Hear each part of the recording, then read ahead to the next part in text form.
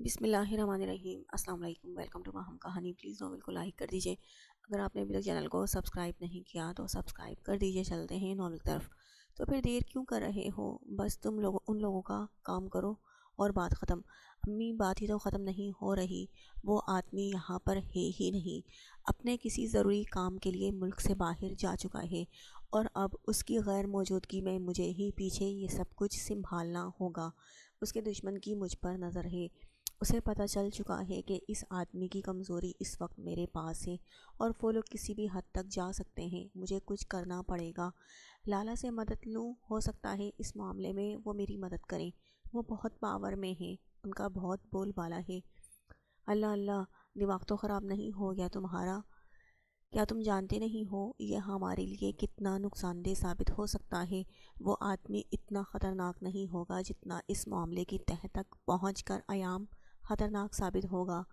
اس مسئلے کا بس ایک ہی حل ہے میرے بیٹے، کہ تم ان لوگوں کی ڈیمانڈ کو پورا کر دو اور بول دو ان دشمنوں کے چکر میں تجھے نہیں پڑنا۔ یہی تو مسئلہ ہے امی جان، یہ مسئلے کا حل نہیں ہے۔ آپ لوگوں نے کہا ہے کہ جب تک وہ آدمی واپس نہیں آ جاتا، ان لوگوں نے کہا ہے کہ جب تک وہ آدمی واپس نہیں آ جاتا تب تک میں ان کی امانت کو ہر نظر سے بچا کر رکھوں، اور یہ میرے بس میں نہیں ہے۔ بارات کی گاڑیوں کے پیچھے جو گاڑیاں آ رہی تھیں نا، وہ انہی لوگوں کی تھی۔ کبھی بھی حملہ کر سکتے تھے وہ لوگ، لیکن لالا کے گارڈز کو دیکھ کر انہوں نے کوئی پنگا نہیں لیا، ورنہ پتہ نہیں کیا سے کیا ہو جاتا۔ اب تو بس ایک ہی حل ہے کہ آپ اور ہیر دونوں لالا کے گھر میں چلے جائیں۔ پیچھے مجھ سے جتنا ہوا میں سنبھالنے کی کوشش کروں گا۔ جب یہ مسئلہ حل ہو جائے گا میں آپ لوگوں کو واپس بلا لوں گا۔ وہ ابھی بات کر رہا تھا، ہیر اندر داخل ہوئی۔ ہیر کو اندر آتے دیکھ کر ان دونوں کے چہرے پر پریشانی چھا گئی۔ کیا ہوا سعد، آپ کے مسئلے کا کوئی حل نکلا؟ وہ یہ جان چکی تھی کہ وہ لوگ کسی مسئلے پر بات کر رہے ہیں، اور یقیناً مسئلہ وہی کل رات والا ہوگا۔ اس مسئلے کا کوئی حل نہیں ہے ہیر، میرے پیچھے کچھ لوگ لگ گئے ہیں جو کہ مجھے نقصان پہنچانا چاہتے ہیں۔ وہ جانتے ہیں کہ میں ان سے نہیں ڈرتا، اسی لیے اب ان لوگوں نے میری فیملی پر نظر رکھنا شروع کر دی ہے۔ یہ معاملہ بہت پیچیدہ ہے، یہ لوگ بہت خطرناک ہیں۔ میں اپنی امی اور تم پر کسی طرح کا کوئی رسک نہیں لے سکتا، اسی لیے میں نے فیصلہ کیا ہے کہ تمہیں اور امی کو میں کچھ دن کے لیے لالا کے گھر بھیج رہا ہوں۔ جب یہ مسئلہ حل ہو جائے گا میں تم دونوں کو واپس بلا لوں گا۔ وہ ایک ہی سانس میں بولتا چلا جا رہا تھا، جبکہ وہ سمجھ نہیں پا رہی تھی کہ وہ اپنی ایک دن کی دلہن کو خود سے دور بھیجنے کے بارے میں بات کر رہا ہے۔ کل تک تو مسئلہ اس کے دوست کے ایکسیڈنٹ کا تھا، اب اس کی اپنی جان خطرے میں کیسے آ گئی تھی۔ ہاں ٹھیک ہے بیٹا، تو جو کہتا ہے ہم ایسا ہی کریں گے، بس تجھے کچھ نہیں ہونا چاہیے۔ ہم تجھے اس حال میں نہیں دیکھ سکتے، یہ مت بھول۔ تو صرف اس ماں کا سہارا ہی نہیں بلکہ اس لڑکی کا بھی تیرے علاوہ کوئی نہیں ہے۔ بھائی نے تو اس سے ایسی جان چھڑائی ہے کہ کبھی واپس آئے گا ہی نہیں، اب صرف تو ہی ہے۔ امی نے بات شروع کی تو بیچ میں اس کے بھائی کو بھی گھسیٹ لیا تاکہ وہ کسی طرح کا کوئی سوال نہ کر سکے۔ ویسے بھی وہ کون سا کوئی سوال کرنے والی تھی، اب اس کے لیے تو اس کا جینا مرنا سب ساتھ ہی تھا۔ وہ جہاں چاہے اسے لے جائے۔ آپ نے تو کہا تھا کہ آپ کے دوست کا ایکسیڈنٹ ہوا ہے، اب یہ بات جان کے خطرے تک کیسے پہنچ گئی؟ آپ مجھے ٹھیک سے کچھ سمجھائیں گے تو ہی مجھے کچھ پتہ چلے گا نا سعد۔ وہ اس کا ہاتھ تھامے ہوئے بولی، لیکن سعد نے اپنا ہاتھ اس کے ہاتھ سے نکال لیا۔ اس وقت میں تمہیں کچھ نہیں بتا سکتا، لیکن میں تم سے وعدہ کرتا ہوں جب تم لوگ واپس آؤ گے میں تم سے کچھ نہیں چھپاؤں گا، ایک ایک بات بتا دوں گا۔ فی الحال یہ معاملہ بہت زیادہ سنگین ہے، تم اپنا سامان پیک کرو۔ امی آپ بھی تیاری کریں، میں ابھی لالا سے اس بارے میں بات کرتا ہوں، اور آپ لوگوں کو انہیں کچھ بھی بتانے کی ضرورت نہیں ہے، میں بات کر لوں گا، اور آپ لوگوں کو بھی اسی بات پر قائم رہنا ہے۔ وہ ان دونوں سے کہتے ہوئے اپنا موبائل فون لیے باہر نکل گیا، جبکہ اس کے باہر جاتے ہی امی نے بھی جلدی جلدی کا شور مچا دیا تھا۔ اسے کمرے میں بھیج کر اپنی تیاری کرنے لگیں، جبکہ وہ بھی خاموشی سے کمرے میں آ کر اپنا سامان پیک کرنے لگی تھی۔ وہ شروع سے ہی بہت احساس کرنے والی لڑکی تھی، وہ ہر کسی سے محبت کرتی تھی، ہر کسی کا ساتھ نبھاتی تھی، تو ایسے کیسے ممکن تھا کہ وہ اپنے شوہر کا ساتھ چھوڑتی؟ اسے اپنے شوہر کا بھی ساتھ نبھانا تھا۔ وہ چاہتی تھی کہ وہ اپنی ہر پرابلم اس کے ساتھ شیئر کرے، اسے سب کچھ بتائے، لیکن شاید وہ ابھی اس پر اعتبار نہیں کر پا رہا تھا اس کے اتنا کہنے کے باوجود بھی اس نے اسے کچھ بھی نہیں بتایا تھا اور وہ اس کے سامنے ایام کے گھر جانے کو تیار ہو گئی تھی۔ یہ وہ وقت ہوتا ہے جب میاں بیوی ایک دوسرے کے ساتھ رہتے ہیں، ایک دوسرے کو سمجھتے ہیں، لیکن وہ خود اسے دور کر رہا تھا۔ نہ جانے وہ اتنا پریشان کیوں تھا۔ کاش وہ اس کی پرابلم کو سمجھ سکتی، کاش اس کا ساتھ نبھا پاتی، لیکن اس وقت وہ کچھ نہیں کر پا رہی تھی۔ اس نے خاموشی سے اس کی بات مان لی تھی۔ اپنا کافی سارا سامان پیک کرنے کے بعد وہ جانے کے لیے اٹھی تو سعد نے کہا وہ مزید اپنا سامان پیک کرے، کیونکہ وہ اسے 1 یا 2 دن کے لیے نہیں بلکہ کافی زیادہ دنوں کے لیے بھیج رہا ہے، تو اسے اپنی طرف سے اپنی تیاری مکمل کر لینی چاہیے۔ پہلے تو وہ اس کی بات کا مطلب ہی نہیں سمجھ سکی تھی کہ وہ کتنے دن تک کسی دوسرے کے گھر جا کر بیٹھنے والی تھی، لیکن فی الحال اس کی پریشانی کو دیکھتے ہوئے اس نے خاموشی سے اس کی بات مان کر اپنا باقی کا سامان پیک کر لیا تھا، جبکہ امی بھی اپنا کافی سارا سامان پیک کیے ہوئے تھیں۔ شاید انہیں بھی وہ بتا چکا تھا کہ وہ 1 2 دن کے لیے نہیں بلکہ کافی زیادہ لمبے وقت کے لیے جا رہے ہیں۔ تمہیں پریشان ہونے کی ضرورت نہیں ہے، جیسے ہی میرا مسئلہ حل ہو جائے گا میں تم لوگوں کو واپس بلا لوں گا، صرف اپنا ہی نہیں امی کا بھی بہت خیال رکھنا، اور امی آپ بھی اس کا خیال رکھیے گا، آپ دونوں کے علاوہ میرا ہے ہی کون۔ میں جتنا جلدی ہو سکے اپنا کام مکمل کر لوں گا اور آپ لوگوں کو واپس بلا لوں گا۔ میں زیادہ دن تک آپ لوگوں کے وہاں رکنے کے لیے نہیں کہوں گا، لیکن جب تک یہ مسئلہ حل ہو جاتا ہے تب تک آپ کو وہیں رہنا ہوگا۔ میں نے لالا سے بات کر لی ہے، وہ ان لوگوں کا سامان گاڑی میں رکھواتے ہوئے خود ڈرائیونگ سیٹ سنبھال چکا تھا۔ وہ خود ہی ان دونوں کو اسٹیشن تک چھوڑنے کے لیے آیا تھا۔ وہ اتنی جلدی کیوں مچا رہا تھا؟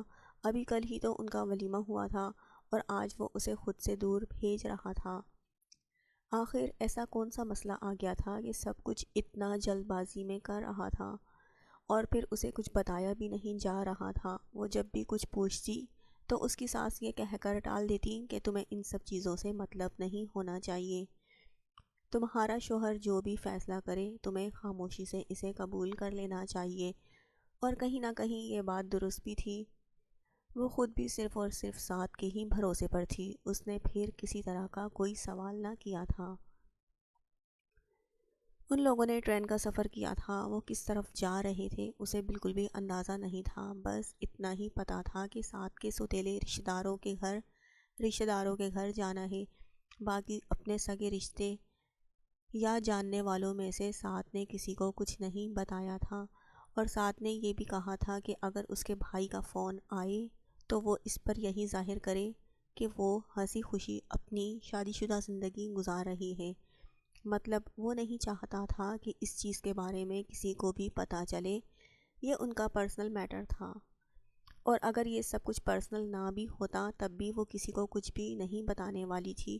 اس کے بھائی کو اس کی کتنی پرواہ تھی یہ بات وہ خود بھی بہت اچھے طریقے سے جان چکی تھی، اور اب اسے فرق نہیں پڑتا تھا کہ اس کا بھائی کہاں ہے اور کیا کرتا ہے۔ وہ اسے بیاہ کر نہیں گیا تھا بلکہ وہ اس سے ہر ناطہ توڑ کر گیا تھا، وہ خود ہی اس سے ہر طرح کا تعلق ختم کر چکا تھا، تو پھر وہ کیوں بار بار اس کے بارے میں سوچتی یا پھر اسے کچھ بھی بتاتی۔ اور ساتھ فون کا ذکر کر رہا تھا، حالانکہ حقیقت یہ تھی کہ اسے اپنے بھائی سے فون کی بھی امید ختم ہو چکی تھی۔ اس کا جس کے ساتھ رشتہ تھا اسے ہمیشہ کے لیے وہ اپنے ساتھ لے کر جا چکا تھا، شاید ہی اسے اس کی بہن کی کبھی بھی یاد آنے والی تھی، اور وہ بھی ان بہنوں میں سے نہیں تھی جو ساری زندگی اپنے بھائیوں پر نظر رکھتی ہیں یا ان پر بوجھ بن کر رہتی ہیں۔ اگر وہ خود ہی اس سے تعلق ختم کر چکا تھا تو پھر ہیر کا بھی کوئی ارادہ نہ تھا اس سے رابطہ کرنے کا، لیکن پھر بھی ایک آس باقی تھی کہ وہ اس سے پوری طرح سے لا تعلق نہیں ہوگا، لیکن یہ بھی صرف ایک امید ہی تھی۔ ایک بے حد لمبا اور تھکا دینے والا سفر ختم ہوا تھا، وہ بہت زیادہ تھک چکی تھی، اور ایسا ہی کچھ حال امی کا بھی تھا، وہ بھی کافی زیادہ تھک چکی تھی، یہاں تک کہ 2 دفعہ تو ان کی آنکھ بھی لگ گئی تھی۔ وہ گاڑی میں سوتے ہوئے بھی آئی تھی۔ اللہ اللہ کر کے یہ سفر ختم ہوا تو انہیں بھی کچھ سکون آیا۔ گاڑی اسٹیشن پر آ کر رکی تو ایک آدمی پہلے سے ہی ان کے لیے منتظر تھا۔ ان کو دیکھتے ہی وہ تقریباً بھاگتے ہوئے ان کے پاس آیا تھا۔ السلام علیکم بی بی جی، بہت معذرت صاحب جی خود نہیں آ سکے، آج ان کی پارٹی میں کسی طرح کی کوئی میٹنگ تھی، اسی لیے انہوں نے مجھے کہا تھا کہ میں وقت رہتے آپ لوگوں کو لینے کے لیے یہاں آ جاؤں، تو میں حاضر ہوں۔ میں تو تقریباً آدھے گھنٹے سے آپ لوگوں کا انتظار کر رہا ہوں تاکہ آپ لوگوں کو انتظار کی زحمت نہ اٹھانی پڑے۔ آئیے مزید دیر نہیں کرتے، گھر چلتے ہیں۔ وہ ان کا سامان لیے آگے بڑھ گیا تھا، جبکہ ملازم کے عاجزانہ انداز پر امی جان اسے پیچھے آنے کا اشارہ کرتی بڑی شان بے نیازی سے جا کر گاڑی میں سوار ہو گئی تھی۔ اتنی شاندار گاڑی میں سفر کرنے کے بارے میں ہیر نے کبھی بھی نہیں سوچا تھا۔ شاید نہیں، یقیناً یہ آدمی کافی امیر تھا۔ اسے امی کی باتیں یاد آ گئی تھیں جب وہ ولیمے پر اسے کہہ رہی تھی یہ کافی زیادہ امیر شخص ہے۔ جس گھر میں ہم جا رہے ہیں نا، بہت بڑا گھر ہے، بہت امیر ہے یہ ایام سکندر۔ ایام سکندر نام نہیں لینے دیتا شادی کا، لیکن جس سے بھی شادی کرے گا راج کرے گی صرف اس کے پنگے میں، تو اس کی ساری جائیداد کی مالکن ہوگی۔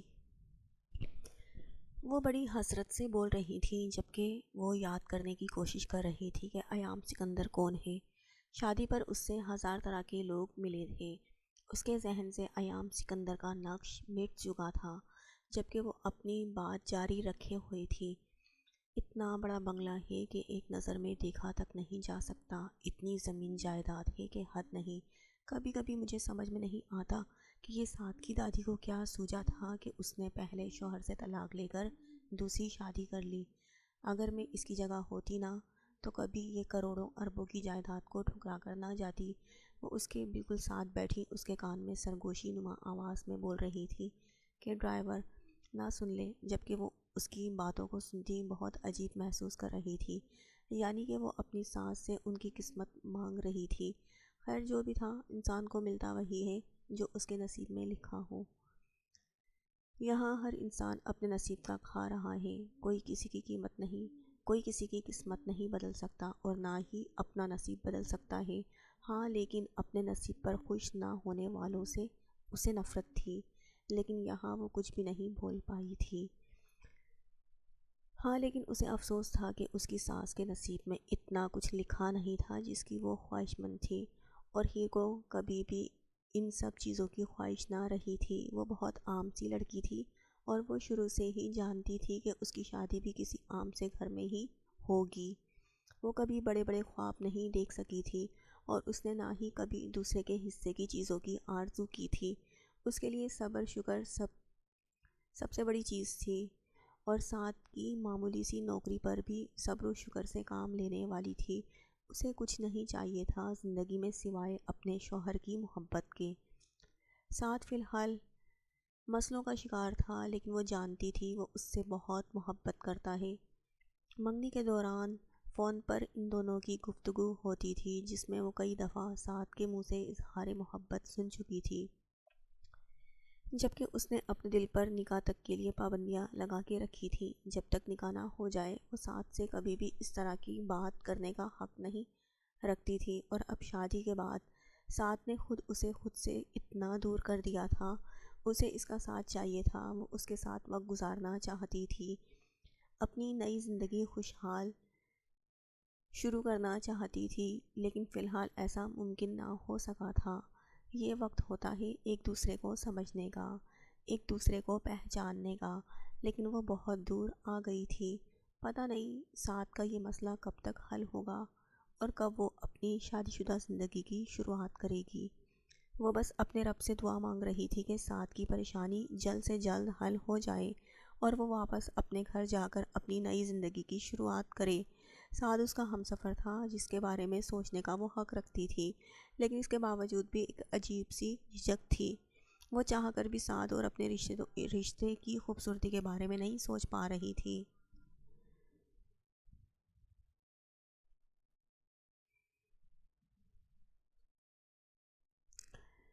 آخر سفر ختم ہوا تھا، ان کی گاڑی ایک شاندار راہداری میں داخل ہوئی تھی۔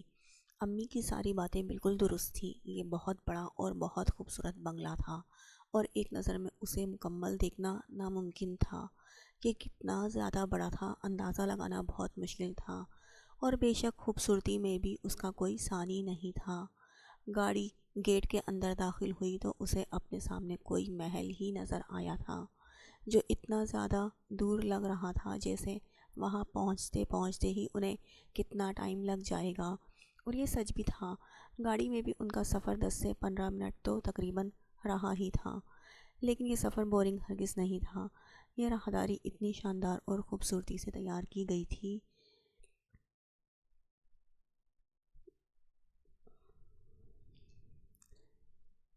کہ اس نظارے سے نظر ہٹانے کا دل ہی نہیں کر رہا تھا۔ بی بی جی گھر آ گیا ہے، ڈرائیور نے کہتے ہوئے ڈگی سے ان کا سامان نکالا تھا، جبکہ ایک چھوٹی سی بچی بھاگتی ہوئی باہر آئی تھی۔ ایسا لگتا تھا جیسے اس نے ابھی ابھی چلنا سیکھا ہے۔ وہ تیزی سے بھاگتے ہوئے امی جان کی طرف بڑھ رہی تھی۔ امی جان نے اپنے قدم آگے کی طرف بڑھا دیے تو اس نے اپنا راستہ چھوڑ کر ہیر کی طرف اپنی راہ بدل لی تھی۔ شاید نہیں، یقیناً وہ اسے پہچان چکی تھی۔ امی مسکراتے ہوئے اٹھ کر کھڑی ہو گئیں، جبکہ اس نے بیٹھتے ہوئے اسے اپنے ساتھ لگا لیا تھا۔ پریتی تاتی آ گئیں، پریٹی چاچی آ گئیں، وہ خوشی سے ناچتے ہوئے بول رہی تھی، جبکہ ہیر نے مسکراتے ہوئے اسے اپنی گود میں اٹھا لیا تھا۔ یہ وہی بچی تھی۔ اسے اب یاد آ گیا تھا کہ ایام سکندر کون تھا، کہ یقیناً وہی تھا وہ شخص جو ولیمے والے دن ان لوگوں کو ہنی مون کے ٹکٹ دے کر گیا تھا۔ وہ اپنی ہی پریشانی میں یہاں تک آئی تھی۔ اس نے بالکل بھی نہیں سوچا تھا کہ ایام سکندر کون ہوگا اور وہ لوگ کس کے گھر جا رہے ہیں۔ بس اتنا ہی پتا تھا کہ وہ لوگ ساتھ کے سوتیلے رشتہ داروں کے گھر جا رہے ہیں۔ ارے یہ تو صرف چاچی سے ہی پیار کر رہی ہے، ہمیں تو کوئی پوچھتا ہی نہیں، ہم واپس جا رہے ہیں۔ امی نے اسے ہیر کے ساتھ لگے دیکھ کر کہا تو وہ ان کی طرف متوجہ ہوئی۔ نہیں دادو، آپ بھی بہت اچھی ہیں، نہیں دادو آپ بھی بہت اچھی ہیں، میں آپ کو چاکلیٹ دوں گی۔ اس نے ان کی طرف دیکھتے ہوئے انہیں بہلانا چاہا تھا، جبکہ اس کی معصومانہ انداز پر وہ دونوں ہی مسکرا دی تھیں۔ ملازم کے ساتھ وہ اندر داخل ہوئی۔ یہ گھر تھا یا کوئی محل، فرق نہیں پڑتا تھا، بے حد مشکل تھا پہچاننا۔ اس سے پہلے اس نے فلموں اور ڈراموں میں بھی اس قدر حسین گھر نہیں دیکھا تھا۔ اس کی نظر میں امیر لوگ بھی اتنے امیر نہیں ہو سکتے تھے کہ اس طرح کا عالیشان گھر بنا سکیں۔ سامنے سے آتی دو عورتوں نے انہیں روک کر سلام کیا تھا۔ شاید وہ اس کی کوئی فیملی کی تھیں۔ ان دونوں نے بالکل ایک جیسے کپڑے پہن رکھے تھے، جبکہ ان کے سینے پر رائٹ سائڈ پر بیجز لگے ہوئے تھے۔ کیسا رہا آپ لوگوں کا سفر؟ آنے میں کوئی پریشانی تو نہیں ہوئی نا؟ ملازم آپ کو ٹھیک سے لے کر آیا ہے نا؟ وہ اس کے ساتھ چلتی انہیں اوپر کی طرف لے جانے لگی تھی۔ نہیں نہیں، کوئی پریشانی نہیں ہوئی، سفر بھی اچھا گزرا ہے۔ باقی تو ایام نے سب کچھ بتا ہی دیا ہوگا آپ لوگوں کو، امی ان کے ساتھ ساتھ چلتے ہوئے بتا رہی تھی، جبکہ وہ بہت فارمل انداز میں بات کر رہی تھی۔ فیملی کے لوگ یقیناً اس طرح سے تو ایک دوسرے سے نہیں ملتے ہوں گے۔ ان لوگوں نے آ کر صرف ان سے ہاتھ ملایا تھا، شاید وہ لوگ ان کے یہاں آنے پر خوش نہیں ہوئی تھی۔ یس میم، سر نے ہمیں بتا دیا تھا کہ آپ لوگ آنے والے ہیں۔ ہم پوری کوشش کریں گے کہ آپ لوگوں کو یہاں پر کسی طرح کی کوئی تکلیف نہ اٹھانی پڑے۔ آپ لوگ فریش ہو جائیں، تب تک ہم آپ لوگوں کے کھانے کا انتظام کرتے ہیں۔ اگر کسی بھی چیز کی ضرورت ہو تو بتا دیجیے گا۔ میں آ جاؤں گی، وہ پروفیشنل انداز میں بولتی اسے ایک سیکنڈ میں بتا چکی تھی کہ وہ کوئی رشتہ دار وغیرہ نہیں بلکہ اس گھر کی ملازمہ ہے۔ اگر کسی ماسی یا ملازمہ کا ذکر کیا جائے تو اس کے ذہن میں اس طرح کا نقش بھی کبھی نہیں بن سکتا تھا۔ کتنی اعلیٰ ڈریسنگ اور اتنا پروفیشنل پڑھا لکھا انداز کسی کام کرنے والے کا ہو سکتا تھا بھلا؟ آپ لوگ یہاں پر کام کرتے ہیں؟ وہ اس کی طرف دیکھتے ہوئے سوال کرنے لگی۔ وہ یہ سب پوچھنا نہیں چاہتی تھی، لیکن اسے اپنی کنفیوژن دور کرنی تھی۔ ان لوگوں کے انداز سے وہ اب تک اس بات کا یقین نہ کر سکی تھی کہ لوگوں کی حیثیت صرف اور صرف گھر کے نوکر جیسی ہے۔ یس میم، ہم یہاں کے سرونٹس ہیں، آپ لوگوں کی خدمت کے لیے ہم لوگ بر وقت حاضر رہیں گے۔ کسی بھی چیز کی ضرورت ہو تو آپ ہمیں ضرور بتائیے گا۔ کمرے کا دروازہ کھولتے ہوئے وہ ایک ٹیبل کی طرف بڑھی تھی، جہاں ایک چھوٹی سی بیل رکھی ہوئی تھی۔ میم، اگر آپ کو کسی بھی طرح کا کوئی کام ہو تو پلیز آپ یہ بیل پریس کر دیجیے گا، ہم فوراً آ جائیں گے۔ آپ جلدی سے فریش ہو جائیں، کھانا تقریباً تیار ہے، صرف ٹیبل پر لگانا ہے، آپ لوگوں کے منتظر ہیں ہم۔ آئیں روحی بیگم، آئیں روحی میم، آپ کو نیچے لے کر چلوں، آپ کے ٹویٹر آنے والے ہوں گے۔ اتنی چھوٹی سی بچی کے ٹویٹر، اس نے پریشانی سے دیکھتے ہوئے کہا تھا۔ یس میم، سر چاہتے ہیں جیسے ہی وہ بولنا شروع کریں تب صحیح الفاظ کا استعمال کریں، اسی لیے ان کو اپنی زبان سکھانے کے لیے سر نے ایک ٹویٹر اپوائنٹ کیا ہوا ہے۔ سر کو بچوں کی الٹی سیدھی بولی پسند نہیں ہے، وہ چاہتے ہیں کہ بچے اپنی زبان سے صحیح لفظ ادا کریں۔ وہ تفصیل سے بتاتے اسے اٹھائے باہر کی طرف چلی گئی تھی۔ ہم امید کرتے ہیں آپ کا دن اچھا گزرے، وہ دونوں مسکرا کر کہتی باہر نکل گئی تھی، جبکہ ان کے جاتے ہی امی نے گہرا سانس لیا تھا، جبکہ اسے ان کے سر کی یہ بات بالکل پسند نہیں آئی تھی۔ اب بچی ہے تو شروع میں الٹے سیدھے لفظ تو بولے گی ہی نا۔ ہاں تو ہیر بیٹا، اب اس گھر کو چند دن کے لیے اپنا ہی گھر سمجھو، ہم نے یہیں پر رہنا ہے، ایام دن میں یہیں پر نہیں ہوتا، اسی لیے سب کچھ یہ لوگ سنبھالتے ہیں۔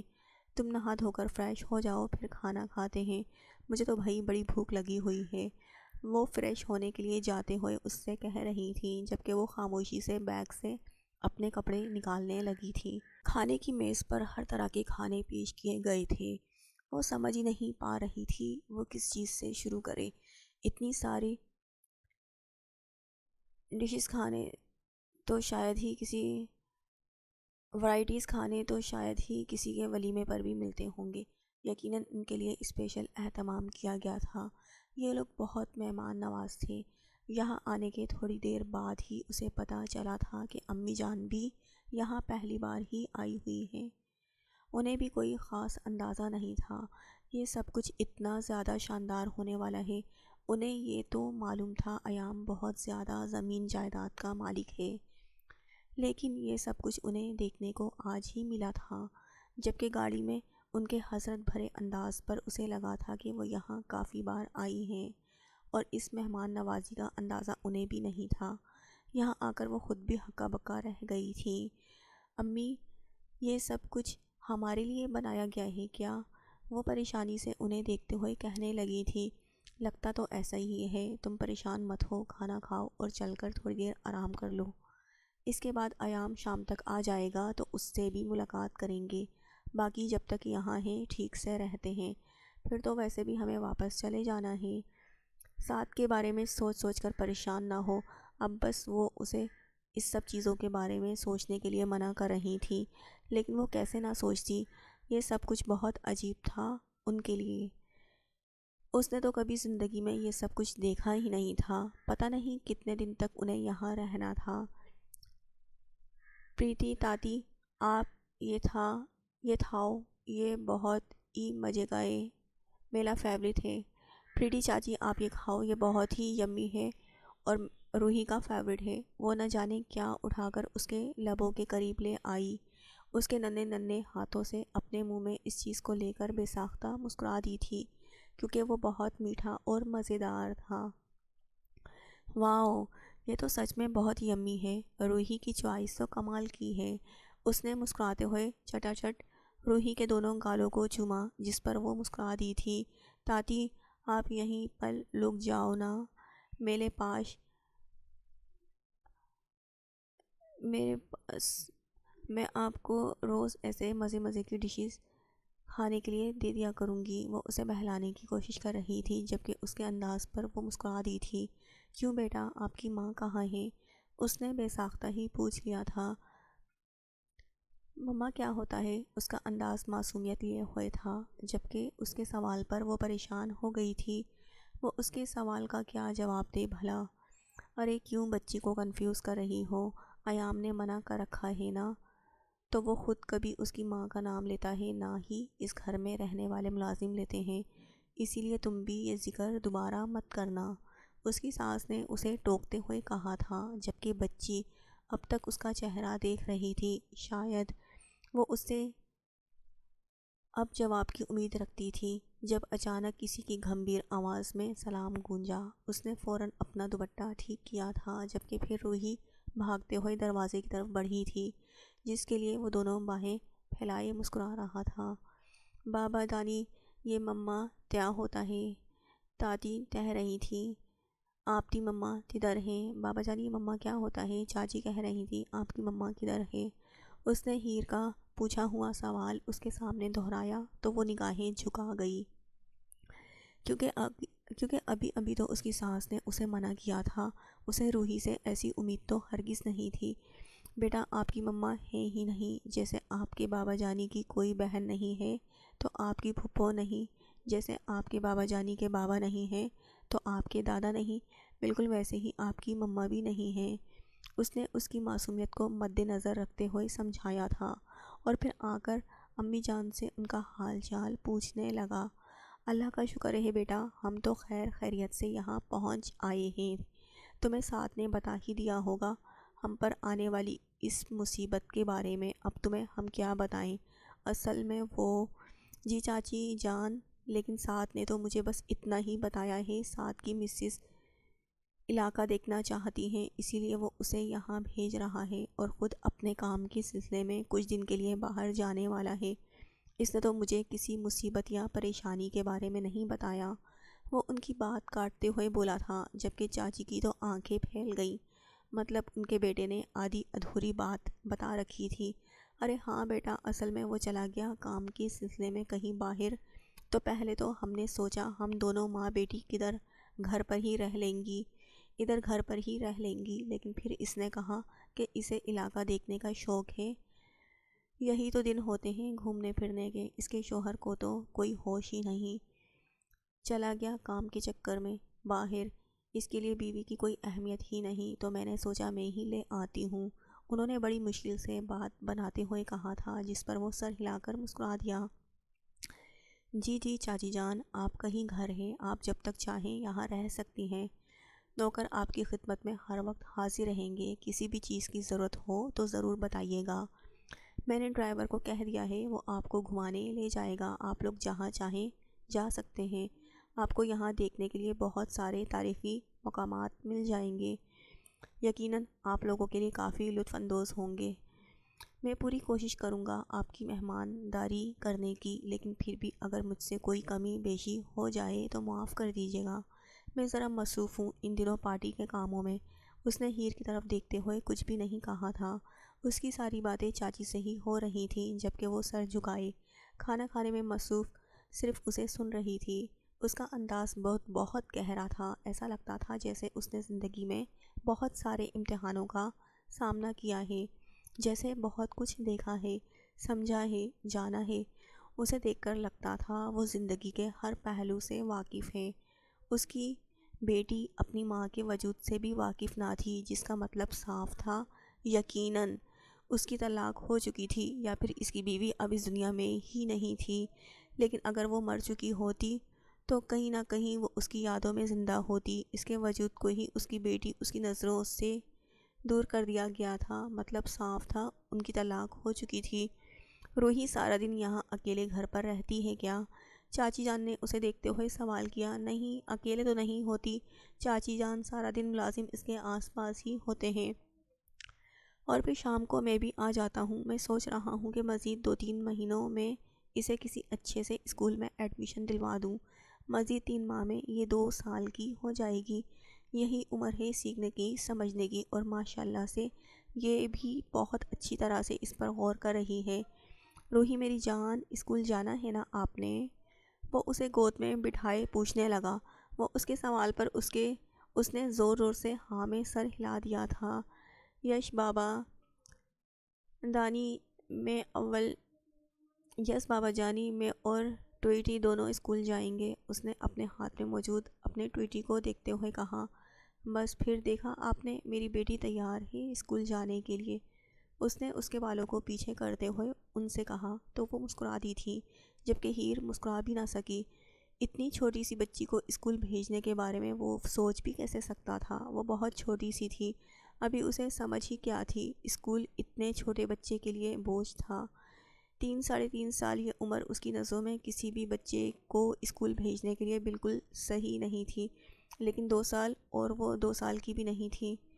یہ سارا دن اسکول کیسے رہے گی انجان لوگوں کے بیچ؟ اسے ابھی وقت چاہیے۔ وہ بولنا نہیں چاہتی تھی، لیکن پھر بھی نہ جانے کیسے اس کی زبان میں حرکت ہوئی۔ نئی انجان لوگ نہیں ہوں گے، وہاں مس ثانیہ ہوں گی، اس نے پیچھے کھڑی ملازمہ کو دیکھتے ہوئے کہا، جو انہیں ان کے روم تک چھوڑ کر آئی تھی۔ اس کے کہنے پر وہ مسکرا کر رہ گئی تھی۔ اسکول والے میرا نہیں خیال کہ کسی کو بچے کی طرح آنے دیتے ہیں، اس نے کنفیوز ہوتے ہوئے کہا تھا۔ جس اسکول میں میری بیٹی جائے گی وہاں اس کے ملازم اس کے ساتھ جائیں گے۔ میں اپنی بیٹی کو کسی دوسرے تیسرے کے آسرے پر نہیں چھوڑ سکتا، یہ انہی لوگوں کے ساتھ رہے گی جن کی اسے عادت ہے، وہ بے فکر انداز میں بولا، جبکہ اس کی بات کا مطلب وہ سمجھ گئی تھی۔ وہ اسے کسی ایسے اسکول میں ایڈمیشن دلوانے والا تھا جس میں اس کے ملازم ہر وقت اس کی بچی کے ساتھ رہیں گے۔ اس نے نوٹ کیا تھا اس گھر کے ملازموں کا رویہ روحی کے ساتھ بھی بہت ہی زیادہ محبت بھرا تھا۔ یہ لوگ ہر وقت روحی کے آگے پیچھے بھاگتے رہتے تھے، ایک لمحے کے لیے بھی اسے اکیلا نہیں چھوڑتے تھے، اور اس کی چھوٹی سے چھوٹی بات کو حکم کی طرح مانتے تھے۔ یہ سچ تھا کہ انہیں تنخواہ مل رہی تھی اس کام کے لیے بھی۔ چاچی، آپ کو فلاور دیکھنے ہیں؟ بابا کے گارڈن میں بہت سارے فلاورز ہیں، ہم روز شام کو وہاں جاتے ہیں، آئیں میں آپ کو وہاں لے کر چلتی ہوں۔ وہ کھانا کھا کر فارغ ہوئی ہی تھی کہ روحی نے اس کا ہاتھ تھام لیا۔ اس نے ایک نظر اجازت طلب نظروں سے ایام کی طرف دیکھا تھا، جو بظاہر کھانا کھانے میں مصروف تھا، لیکن یقیناً اسے پتہ تھا وہ بنا اجازت کے اس کے گارڈن کی طرف ہرگز نہیں جا سکتی۔ ہاں، آپ اسے لے جائیں، لیکن دھیان رکھیے گا روحی کوئی پھول توڑے نہ، مجھے پھولوں کے مرجھانے سے نفرت ہے، اور روحی اکثر پھول توڑ دیتی ہے۔ روحی نہیں توڑتی، ٹوئٹی توڑتا ہے، گندا بچہ، اس نے ساتھ ہی الزام کے ایک زوردار ہاتھ اس کے منہ پر دے مارا تھا، جبکہ اس کے انداز پر وہاں موجود سارے چہروں پر مسکراہٹ آ گئی تھی۔ بڑی ہوشیاری سے اس نے ٹوئٹی پر الزام ڈالتے ہوئے اسے سزا بھی دے دی تھی۔ ہاں، میری روحی بہت سمجھدار ہے، وہ کچھ بھی نہیں کرتی، ساری غلطی اس ٹوئٹی کی ہے، لیکن آپ دھیان رکھیے گا۔ اس نے نام تو نہیں لیا تھا، لیکن مخاطب اسے ہی کیا تھا۔ وہ اس کا ہاتھ تھام کر اسے باہر کی طرف لے جانے لگی، جب اسے مس ثانیہ اپنے پیچھے آتی نظر آئی تھی۔ یقیناً وہ ایک انجان پر بھروسہ نہیں کر سکتا تھا، اور اپنی بیٹی سے شاید وہ بہت اچھے طریقے سے واقف تھا۔ سوری، سر نے کہا ہے کہ روحی کا ٹوئٹی بہت زیادہ شرارتی ہے، آپ اس کے ساتھ جائیں، اسی لیے مجھے آپ کے ساتھ پیچھے آنا پڑا۔ وہ اس کے پیچھے مڑ کر دیکھنے پر مسکراتے ہوئے بولی تھی، جبکہ روحی نے ایک بار پھر سے ٹوئٹی کو گھور کر دیکھا تھا، جیسے اسے اس کی غلطی کا احساس دلا رہی ہو۔ باغ بیحد خوبصورت تھا، یہاں ہر نسل ہر رنگ کے پودے موجود تھے، ہر رنگ کے پھولوں سے بھرے ہوئے۔ اس باغ میں جہاں جہاں نظر دوڑاؤ وہاں ہر طرح کا پودا اسے نظر آ رہا تھا۔ یہ اتنی خوبصورت جگہ تھی کہ وہ چاہنے کے باوجود اس پر سے نگاہیں نہیں ہٹا پا رہی تھی۔ آج سے پہلے اس نے اتنی خوبصورتی کہیں پر نہیں دیکھی تھی۔ کچھ پودے زمین پر لگے ہوئے تھے، جبکہ کچھ بڑے بڑے گملوں میں، اور صفائی اس حد تک کی گئی تھی کہ کوئی سوکھا پتا ڈھونڈنے سے بھی نہیں مل رہا تھا۔ میم، یہاں کی صفائی سر خود کرتے ہیں، اس طرف ملازموں کا آنا جانا بھی سر نے سختی سے منع کر رکھا ہے۔ سر کو ہرگز پسند نہیں کہ اس طرف کسی کا بھی آنا جانا ہو۔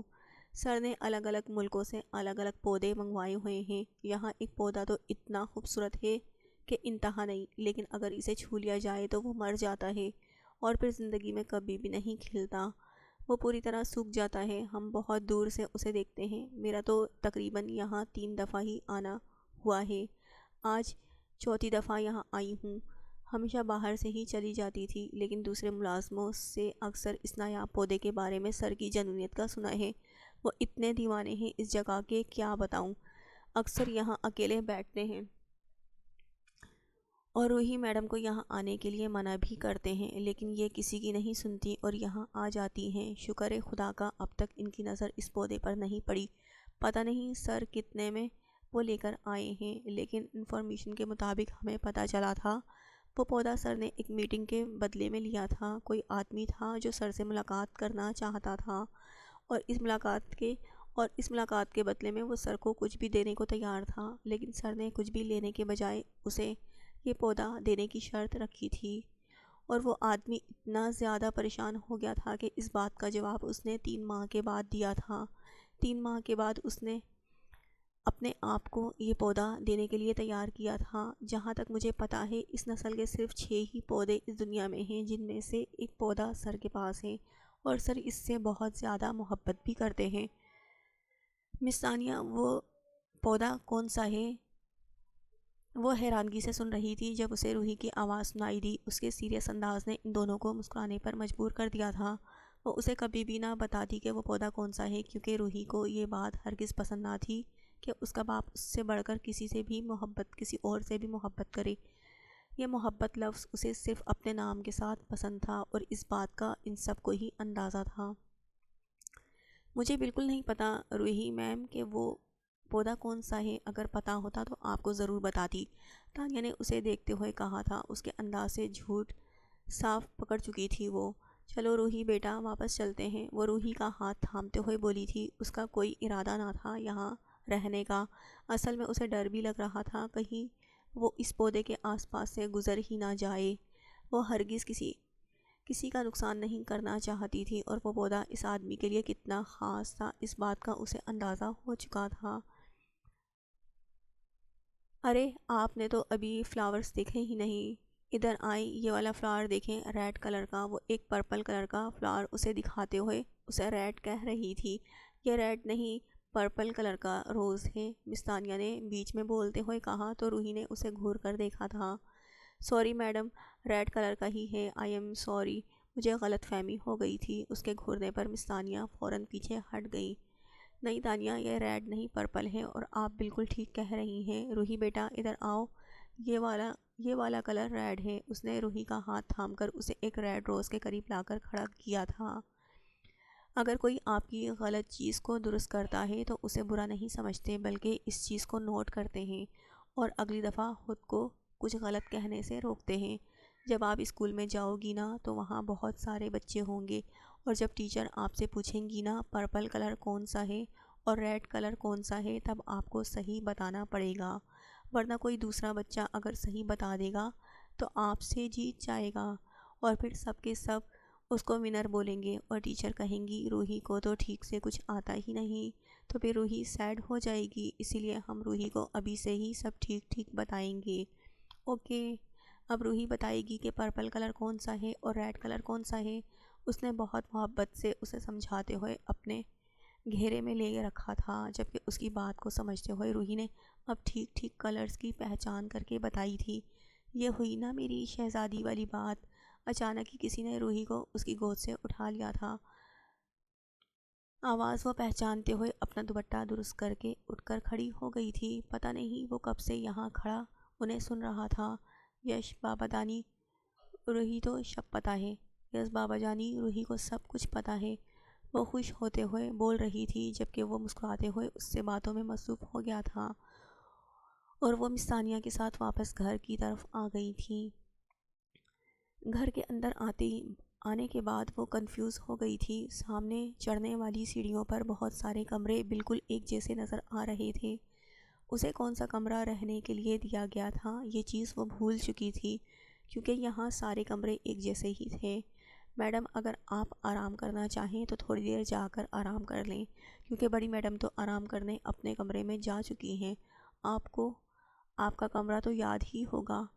آپ اوپر کمرے میں جائیں، میں آپ لوگوں کے لیے شام کی ڈنر کی تیاری کرتی ہوں، مس ثانیہ مسکرا کر کہتی پیچھے ہٹ گئی تھی، جبکہ اس نے ایک نظر ان سب کمروں کی طرف دہرائی تھی۔ سامنے نظر آنے والے 8 سے 10 کمرے ایک جیسے بنے تھے۔ وہ بری طرح سے الجھ چکی تھی۔ اس کا ارادہ تو امی کے ساتھ انہی کے کمرے میں رہنے کا تھا، لیکن ملازمہ نے اس کا سامان دوسرے کمرے میں سیٹ کروا دیا تھا، اور اب یہ کہہ کر کے وہ دونوں ایک ہی کمرے میں رہنا چاہتی ہیں، اسے کسی امتحان میں نہیں ڈالنا چاہتی تھی۔ وہ آہستہ سیڑھیاں چڑھتی اوپر آ تو گئی تھی، لیکن ابھی تک وہ اسی الجھن میں تھی کہ وہ کون سے کمرے میں جائے۔ اس کے حساب سے سیڑھیوں سے اوپر آنے کے بعد تیسرے والا کمرہ اس کا تھا، جو اسے یہاں آنے کے بعد مس ثانیہ نے بتایا تھا، لیکن ابھی تک وہ اس کمرے میں ایک دفعہ بھی نہیں گئی تھی۔ اب تک وہ امی جان والے کمرے میں تھی اور وہیں سے فریش ہو کر نیچے کھانے کے لیے آ گئی تھی۔ اس کے پیچھے ہی اس کا سامان دوسرے کمرے میں شفٹ کیا گیا تھا، اسی لیے وہ کافی نروس تھی کہ کہیں وہ غلط کمرے میں نہ چلی جائے۔ اس نے اوپر جا کر تیسرا کمرہ ہی کھولا تھا۔ اس سے پہلے وہ اس کمرے میں آئی ہی نہیں تھی، لیکن اسے یقین تھا یہی وہ کمرہ ہوگا۔ ملازمہ کی ہدایت کے مطابق اسے تیسرا کمرہ یہی لگ رہا تھا۔ آہستہ سے کمرہ کھول کر وہ اندر داخل ہوئی۔ وہ کمرے کو دیکھ کر حیران ہوئی تھی۔ یہ کمرہ دوسرے کمرے سے بہت الگ تھا، بلکہ زمین آسمان کا فرق کہا جائے تو غلط نہیں ہوگا۔ یہاں انتہائی قیمتی چیزوں سے سجاوٹ کی گئی تھی اور دیکھنے میں وہ کسی مرد کا کمرہ محسوس ہو رہا تھا۔ دیوار کے پینٹ سے لے کر بیڈ شیٹ تک بہت ہلکے رنگ کے تھے۔ سامنے وال پر لگی پینٹنگز بھی جنگلی جانوروں کی تھیں۔ اس وقت بھی وہ الجھن کا ہی شکار تھی، لیکن اتنے لمبے سفر کے بعد وہ اتنی تھک چکی تھی۔ اس کمرے کی خوبصورتی کے بعد میں دیکھنے کا ارادہ کرتے وہ فی الحال سونے کے لیے بیڈ کے پاس آئی تھی۔ اس وقت نیند سے اس کی آنکھیں بوجھل ہوتی جا رہی تھیں۔ وہ شاید مزید نہیں جاگ پا رہی تھی۔ خود پر کمبل ڈالتے ہوئے وہ بیڈ پر لیٹی تو کچھ ہی دیر میں نیند نے اسے آ گھیرا تھا۔ شام کے 4:30 بج رہے تھے۔ وہ اس وقت مزید ہرگز نہیں نیند لینا چاہتی تھی، لیکن پھر بھی تھکاوٹ نے اسے پوری طرح اپنی لپیٹ میں لے لیا تھا۔ اس نے سوچا تھا وہ 7 کو فون کرے گی، لیکن اس کا فون امی والے کمرے میں ہی پڑا تھا، اسی لیے وہ ان کے کمرے میں جا کر انہیں ڈسٹرب نہیں کرنا چاہتی تھی۔ جبکہ تھکاوٹ سے اس کا اپنا بھی برا حال تھا۔ وہ بعد میں 7 سے رابطہ کرنے کا سوچتی آنکھیں بند کر چکی تھی۔ اس کے ذہن پر اس وقت پوری طرح صرف 7 ہی سوار تھا۔ وہ اس سے بات کرنا چاہتی تھی۔ کیسا عجیب انسان تھا،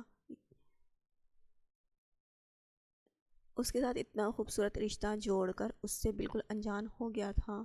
پتہ نہیں کون سی مصیبت اس پر ٹوٹ پڑی تھی جو وہ اپنی ماں اور بیوی کو خود سے اتنا دور کر چکا تھا۔ وہ جانتی تھی اس کی زندگی میں مشکلات ہوں گی، لیکن شادی کے اولین دن اس طرح سے گزریں گے یہ اس کے وہم و گمان میں بھی نہیں تھا۔ وہ انہی سوچوں میں گم، نہ جانے کب نیند کی وادیوں میں اتر گئی تھی۔ السلام علیکم لالا، کیسے ہیں آپ؟ فون کیا، سب خیریت تو تھی نا؟ معاف کیجیے گا، میں دن میں آپ کا فون اٹھا نہیں سکا، وہ میں کام میں بزی تھا۔